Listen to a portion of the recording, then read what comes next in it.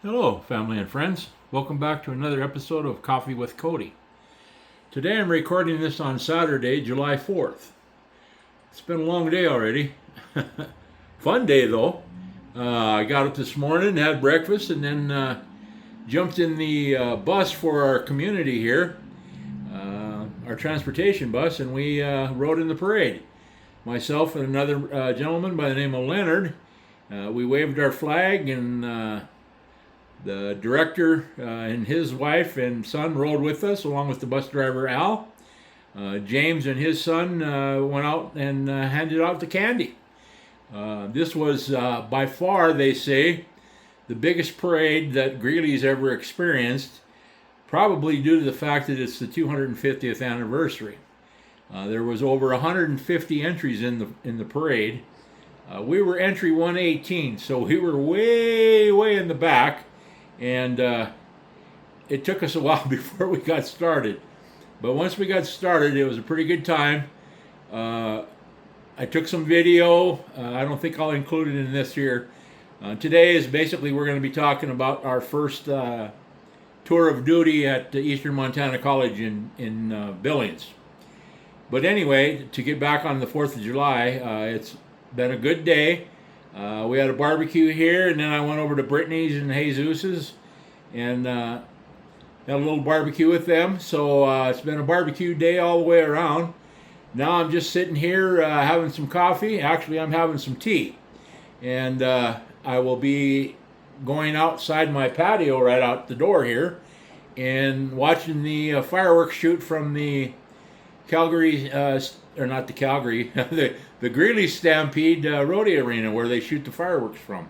So that I'm looking forward to that very much. Getting back to our education and our first tour of duty in Billings at Eastern Montana College.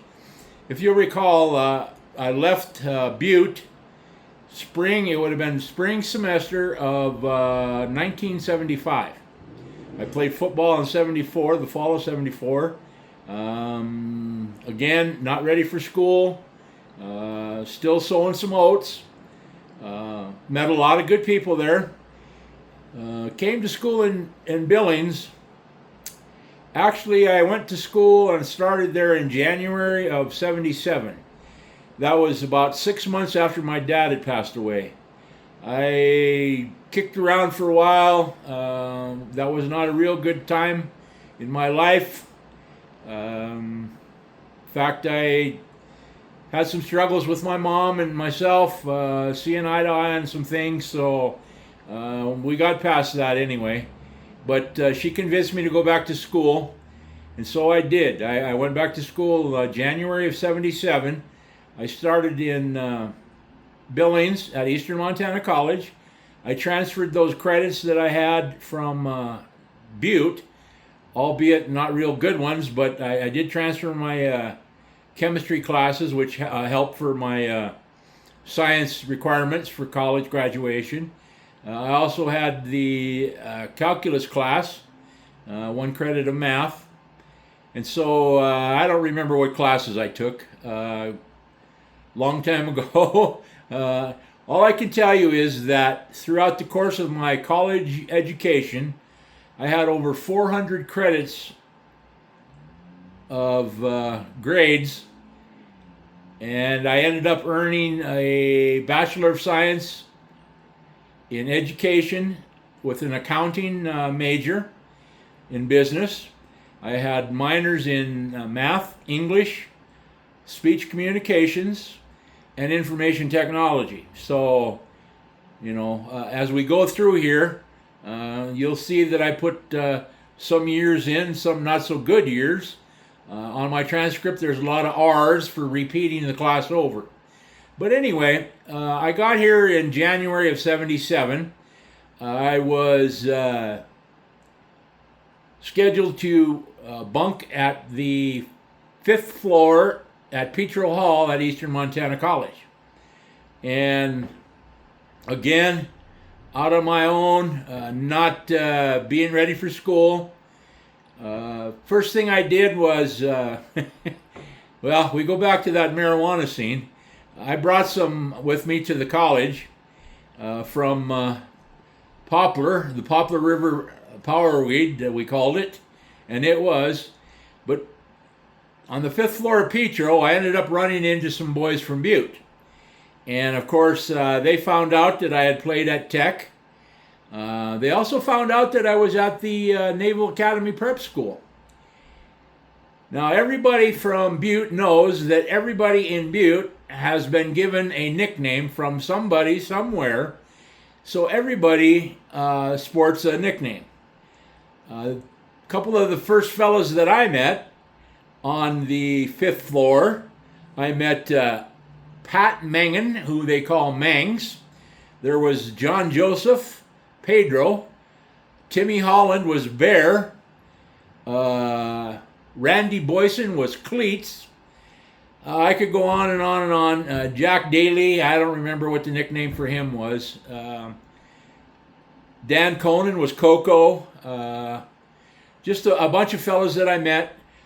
I did know on the 5th floor at Petro a couple of Wolf Point boys, Joe Casey and Kenny Lee, and a shout out to them.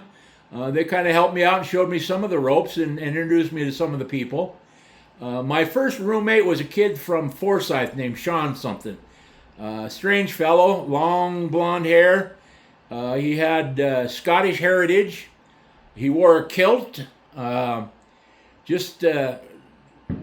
If you were going to go to college and have a roommate, that wasn't the ideal one for me.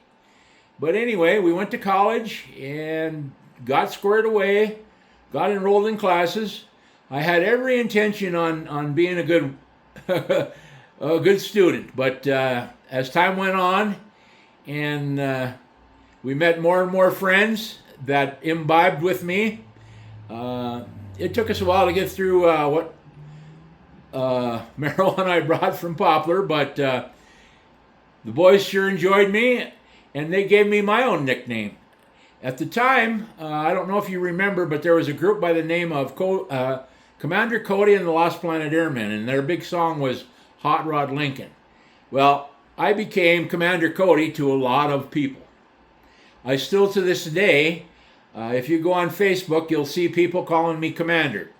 And that strictly comes from Butte fellas, and not necessarily Butte alone, but at the time, everybody at Eastern Montana College, because that was my given nickname, and we we took that on.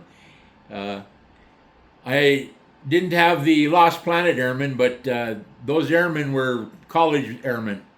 So anyway, I lasted in Billings. I went spring. It would have been winter. Yeah, winter quarter, and then spring quarter. In the spring, I blew my knee out in intramural softball, and I had to have an operation. I tore some ligaments. I went back home for the summer. I was 6 weeks in that cast, and I just came out of it, and really I wasn't quite ready, but I ended up playing softball. We had the previous year, in '76, ended up third in state. So softball became a part of my routine, and there's going to be a whole section on sports that I participated in throughout my career. But that was during that time slot from when I left Butte until I started up in Billings. So there was a time in there where I worked in the bars for both the Elks Club and Herman Shumway at Dad's Bar. Did some odd jobs. I worked for the city for a while. But anyway, ended up getting back to school, running with the Butte boys. I did play intramural basketball with, there was two teams. There was the Butte Rats, who were the younger kids, the ones that had just graduated from high school and were like freshmen and sophomores in college, and there were the older ones. And I was older when I got there because I graduated in '73, and this was '77, so those kids would have graduated, would have been the spring of '76. So, I was at least 3 years older than them.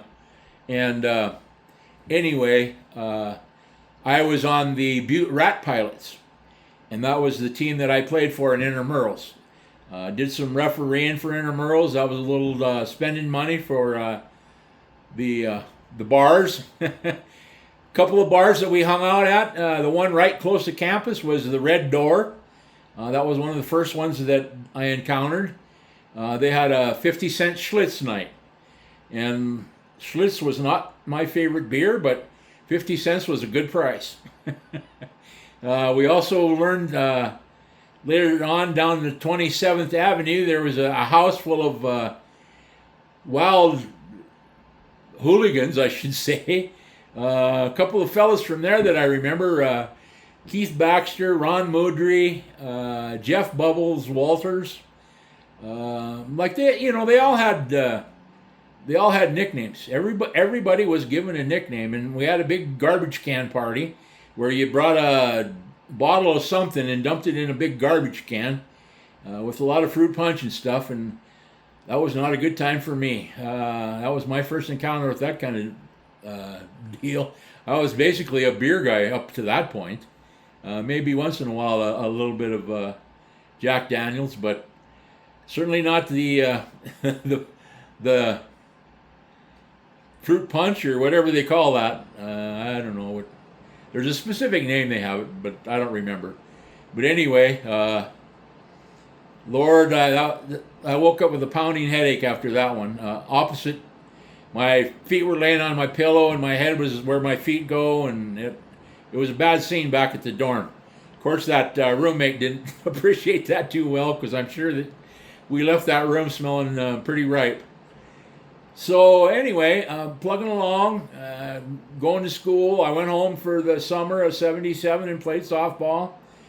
Came back, started school again in the fall. In the fall, I played flag football. Again, I played with the Rat Pilots, and the Butte Rats had their team. Two separate teams. There was enough Butte kids there. Became friends with all of them. There was a house that we had called Bing's Beer Bar and Bongery. And that was exactly what it sounded like. A beer bar and a bongery. And we would go there on the weekends. We'd pool our money, get a keg, get whatever weed we could, and have a good time. We also hung out at a place called Friday's Beer Bar. That was pretty much a beer joint, no alcohol. If you wanted alcohol, you had to go through the doors, and right next door to it was called the Cocoa Club. And there was alcohol there, so you'd go back and forth doing shots and going in the Friday's Beer Bar, where they just had food and like peanuts. You could eat peanuts, shelled peanuts, and throw them on the floor. Well, it turned out that I ended up coming to school that fall was a graduating class. A couple of fellas that I run around with from Shelby that had played actually against Wolf Point in the state tournament in Bozeman. They played against Wolf Point. Their names were Mark Lynch and Perry Hawbaker, and they became two real good friends as well. They called Perry Bake, and Lynch was Lynchman, Mark Lynch. He had an older brother that I became friends with too, Jack, and his girlfriend Tina. And so, I mean, I never had a problem making friends. I was always a social animal. There was nobody that I knew that I didn't like, or if they didn't like me, I didn't know about it, that's for sure. But anyway, it used to be that Perry and I, Bake, we would jump up on the table and dance to the Rubber Band Man. And those of us that went to school at Eastern at that time all remember the Rubber Band Man. And I ended up running into Perry in Butte at a presentation that Jerry Worley put on for the '72 football game. It was like the 50th anniversary of the game. And we had that at the Butte KC in a museum, Miners Museum or something. But anyway, we had a good time with that one, refreshing old memories. But we used to dance on the tables, and again, just like Ed Callahan in Butte, the girls would buy us pitchers of beer just to watch us dance and have a good time. Shots across the road. A couple of other guys that I remember, Jimmy Wolf. He was actually a brother to Kerry Hanks from back home in Wolf Point. Became good friends with him. Still am to this day. Still in contact. A couple of the older guys that I ran with for the Rat Pilots were like Jerry Paul, Sean Driscoll, a kid from Helena by the name of Jeff Zeitner. There was Frank McCarthy. That name might be familiar with you. He was a head basketball coach for both MSU Billings and Bozeman. He ended up going to Sheridan and retiring from there. He was at the Sheridan Community College. I believe he also coached, or tried to coach, Bighorn from Kayla Bighorn from Brockton. Anyway, just lots of good memories, good times. Went to school the fall and the winter. And then in the spring, I moved into the animal house. And this was a house, 3-story house on Grand and 5th, I believe. It was right by Billings Senior High School. Across the road was Sandy's hamburger shop, right on the corner of that intersection. And it really was an animal house. There was myself, and I actually, when I first moved in there, slept on a mattress in the utility room in the basement. But there was Jerry Paul and his brother Bernie, and Sean Driscoll, and Frank McCarthy, Jeff Zeitner, and we had a kid living with us from New York. He was from Queens. He was an airplane mechanic up at Lynch's Flying Service. And his name was Joe Pergola, and I just hooked up with him recently too. So I don't know if he'll get a chance to see the video or not, but anyway, just throwing those names out there. That was a party house, wild and crazy times. But during that time, before I lived with them, I had got started in the radio business, doing sports broadcasting as a color man for Bruce Parker. Now, Bruce might be a familiar name to some of you. Bruce was the athletic director for both Carroll College. He might have been an assistant one at Bozeman. I don't remember for sure or not. But he ended up finishing out his career at Rocky Mountain College. And Bruce was a real good friend of mine. He got me started in radio with him. We used to do all of the Red Lodge games. We would do the football and basketball. And I would do the color with him, and we would drive down there.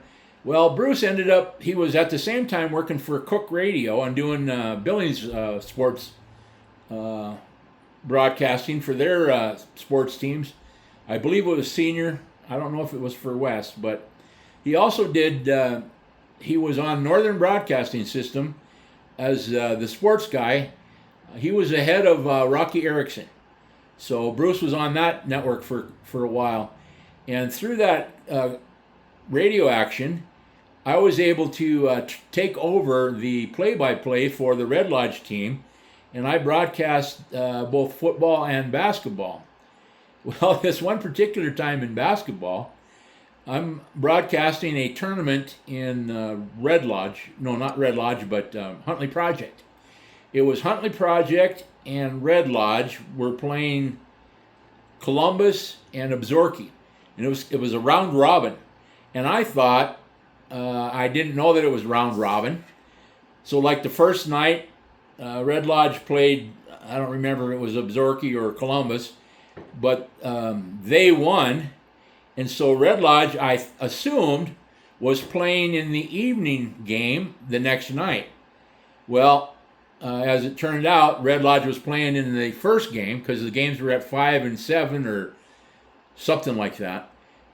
But in order to get to the tournament, and it was a blizzarding weekend, there was snow on the ground, my roommate Sean Driscoll had this red Volkswagen. It didn't have any seats in the front. So the first night I took, I think, Perry with me to do color. And then I took the second night Kenny Lee. Kenny Lee went with me, and we did that as well. And I was driving the back roads to get to Huntley through Shepherd, and I was sitting on a 5-gallon bucket for my seat, driving this Volkswagen. No plates. The plates had expired. I mean, if I'd have got caught, it'd have been not a good scene. But another good memory, good time. Ended up having to fudge my way through that because Red Lodge played the first game when I got there. It was almost halftime of their game, and I'm supposed to already be on the air. Well, what I ended up doing was getting on and telling them that I'd had technical difficulties, so they only got a half a broadcast from me. But we did, Red Lodge did end up winning their game against whoever the opponent was. It was either going to be Columbus or Zorky. I don't remember which one, but just another good time. Hung out in Billings then. That quarter with the Butte boys, and several of them were from Butte. We had the one from New York, and then Jeff Zeidner, of course, was from Helena, and I was from Wolf Point. So that was the crazy Animal House. Summer quarter. After the spring quarter, I stayed there and did summer school, working at Friday's Beer Bar. I ended up serving pitchers of beer, working the weekends, some weeknights. I don't know how many hours I put in, but anyway, it was my summer employment, and that was another good time. Oh, Lord.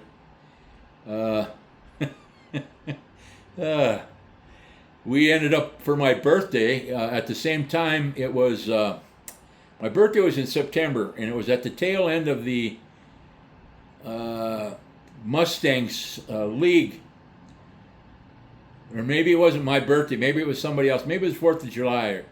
But it was sometime in the summer, and we had a kegger at the house, and all of those guys from the Butte Mustangs, or the Billings Mustangs, were at the house partying with us. And a couple of them ended up making it to the pros. There was a kid by the name of Gary Reedus and Tommy Lawless, Nick Osowski. Some of these names you could Google. They mostly started out with the Cincinnati Reds because the Billings Mustangs were a franchise of the a rookie league of the Cincinnati Reds. They used to be with the Kansas City Royals, but they changed franchise later on. And so I stayed there through the summer. Fall quarter, I ended up moving back in the dorms. And I ended up moving back into the 3rd floor and living with a kid that was handicapped from Livingston. His name was Jim Gonder. And he loved his herbicidal too. And we had some good times there. Oh, Lord. When I was not going to school, I was majoring in ping pong, 2-card knock, which was a form of poker, and also cribbage. And they would, people would stop up because we were the first door on the 3rd floor. You would come up on the elevator, or you could climb the stairs from the lobby. And we would tuck a towel under the door, and we would have a few bongs and then play some cribbage in our room. So that became a little hangout. Lord knows I didn't do very well in school because I didn't attend too many classes. Well, it took me a total of, what I'd go, winter, spring, fall, winter, spring, summer, fall, winter. It took me 8 quarters to work a 2.33 grade point average to below a 1. And when I went to register for classes for spring quarter, which would have been the spring of '79, when I went to register, they told me that, sorry, you're on academic probation for not passing 12 credits in the last 2 quarters, I guess it was. It wasn't good. And then I was also on financial aid probation because they weren't going to give me any more Pell money to go to school or any grants or loans for that matter. So back to Wolf Point I went. And that pretty much tells you the story about my first go around in Billings at Eastern Montana College, where they were introduced to Commander Cody. Now, I'll tell you, my second tour of duty was much better. By that time, I was married with kids and just a little bit more mature. And we'll get to that eventually. I think the next video is going to come from Fargo, North Dakota on next Thursday. We will be at the Cody family reunion. I'll try to have some live shots that I will record and then build it into my video. So with that, this is Coffee with Cody, signing out.